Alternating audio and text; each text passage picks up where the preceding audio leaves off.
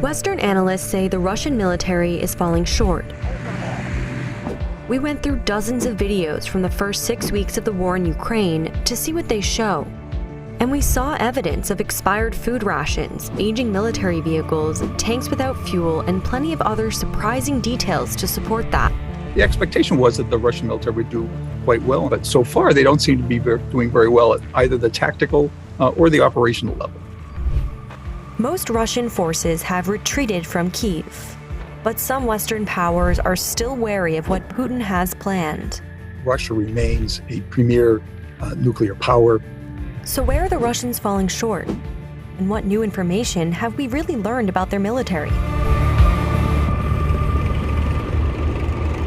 Mark Kantsian is a retired Marine Corps colonel and an expert in military operations who's been studying Russia's military since the Cold War.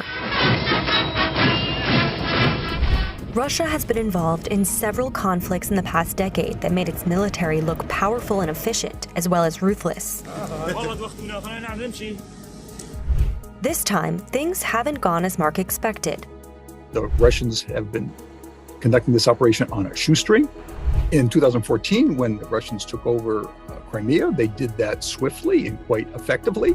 In their operations in Syria, they were brutal, but effective also. So we expected that their operations in Ukraine would be similarly effective. From 2015 to 2020, Russia spent an average of $65 billion annually on its military.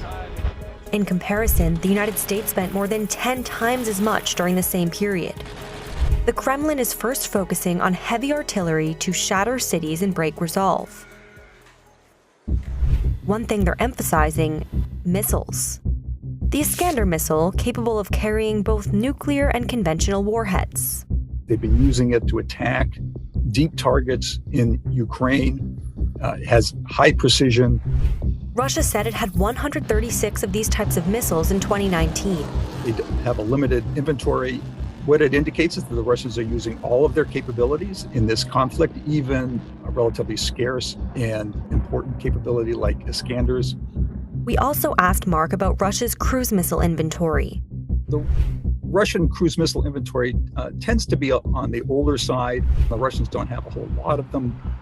This is a 3M54 caliber, which gets launched from sea to land. Cruise missiles fly like unpiloted aircraft and are typically precision, guided.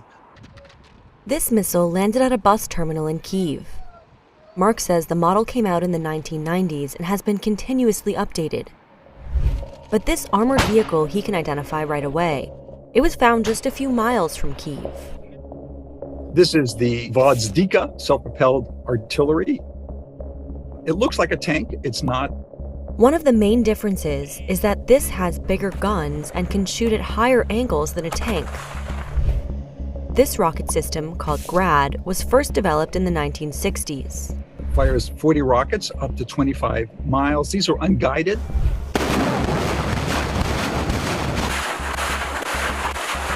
They can be very effective against troops, but they're also very dangerous for civilians because they spread out and they're not very accurate. It's certainly one reason why you're seeing civilian facilities being hit. It's hard to know which weapons caused which damage, but scenes like this show that civilian targets across Ukraine have been totally destroyed. We've learned the Russians have a wide variety of drones, including this one, a Russian Orion drone. This appears to be a reconnaissance drone. It seems that the drone is locating the target and another shooter is attacking it. And that would be tremendously helpful for the Russians because they have not been very good at reconnaissance so far. They've been frequently ambushed and surprised. But Russia does have about 300 modern combat aircrafts positioned within range of Ukraine, including the Su-34, with its double tail that helps it change direction at high angles. Russia deployed it in the northeast of Ukraine. It's a relatively modern aircraft. It can be a fighter, can also drop bombs. The Su-24, on the other hand, is old. The Su-24, it's a swing-wing fighter bomber, can fly low, can fly fast. And interestingly, it's used by both the Ukrainians and the Russians. And you can tell that it's a Su-24 because it has the single tail. But experts say Russia has limited quantities of precision-guided air weapons. Years of combat operations in Syria have depleted their stockpile and may mean that most aircrafts have only unguided bombs and rockets. Another reason why the Russian Air Force has fallen behind is because their pilots have about 120 hours of flying practice a year, a lot less than their Western counterparts. So experts say they are struggling to use their complex aircrafts in a conflict zone. But Russia says it deployed the new Kh-47M2 Kinzhal missile for the first time in this war, when it blew up a big underground arms depot in western Ukraine. The Russians claim the Kinzhal can hit a target up to 1,200 miles away, and that it's hypersonic, which means it can fly at 5 times the speed of sound. It's also capable of carrying nuclear warheads. And while Russia has not used nuclear weapons, it has carried out drills with its nuclear forces, like the one seen here in video released by the Russian Defense Ministry days before the invasion. Mark says there's more to come from Putin's army. They're pulling in additional forces. We're also seeing more air activity, more drone activity. But the Russian military has some issues. Soldiers have been leaving significant resources behind on the battlefield. Take supplies, for example. Here, Ukrainian soldiers found a field full of abandoned Russian tanks. And in this video posted to Twitter, we see Ukrainian farmers towing Russian armored vehicles. Same thing here. Why were they abandoned? It's almost certain that they ran out of gas.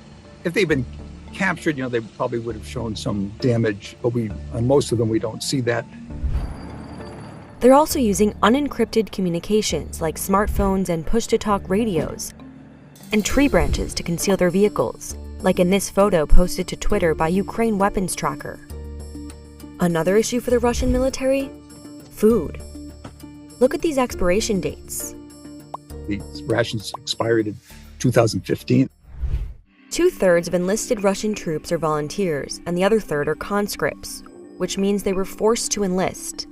Russia requires all male citizens between the ages of 18 to 27 to register for conscription.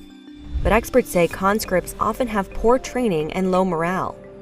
There have been multiple reports that Russian soldiers have refused to follow orders and even walked away from their units. So high-ranking officers moved to the front lines instead and were exposed to attacks. So far, Ukraine says it's killed at least 6 Russian major generals, an unusually high total for senior officers. The Kremlin has acknowledged only 3 of their deaths. Still, Russia is a much bigger force. It has 850,000 total active-duty troops. That's 4 times as many as Ukraine, which has approximately 200,000. We've also learned about the message the Russian military is sending to its own citizens tied to the symbols that show up in these videos released by the Russian Ministry of Defense. These are ZILs, standard heavy trucks the military has used since the Soviet era. What sticks out here are the Z's on the trucks. Z seems to be the most common, but we've also seen V and a couple of other symbols. The Ukrainians say they designate who the vehicle belongs to or where it comes from. What is interesting is that the Z has been taken up by Russians to show support for the war, and people sporting Zs and Zs appearing in a variety of venues. Like this image of a Russian gymnast sporting a Z on his chest. I think you're probably going to see more of it as the Russian government emphasizes the nationalist elements of the conflict. The Russians have said that it stands to victory. And Soviet flags are making a comeback. It harkens back to the days of the Red Army, which was much larger and victorious in the Second World War, which the Russians called the Great Patriotic War. It's also harkens back to when Russia was a superpower and resonates with Putin, who looks back on those days with nostalgia. But in this war, the losses are quickly racking up. Ukraine claims to have killed more than 15,000 soldiers. But as of March 25th, Russia had admitted to losing only 1,300 troops.